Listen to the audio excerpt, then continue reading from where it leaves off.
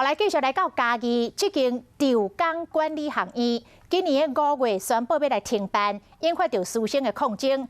7月起由教育部来驳回，学校伫个9月如期来开学。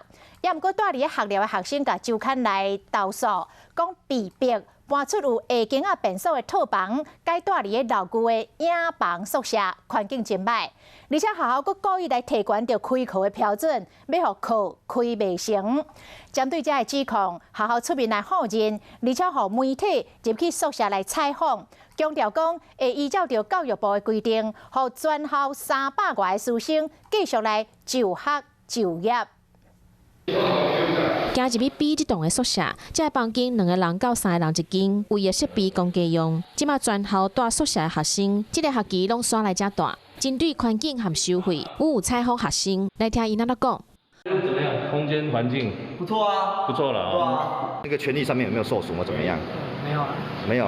这是因为今年5月时阵，嘉义的潮港管理学院宣布停办，当时老师和学生抗争。7月份的时阵，教育部无通过。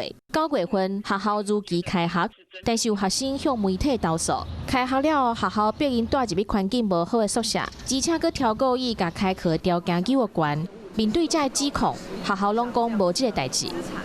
针对目前的一个现况，我们只要5个以上，我们就会开课。好，再加上我们截至到21号，我们所有的注册大概都已经告一段落，我们没有关任何选修课程。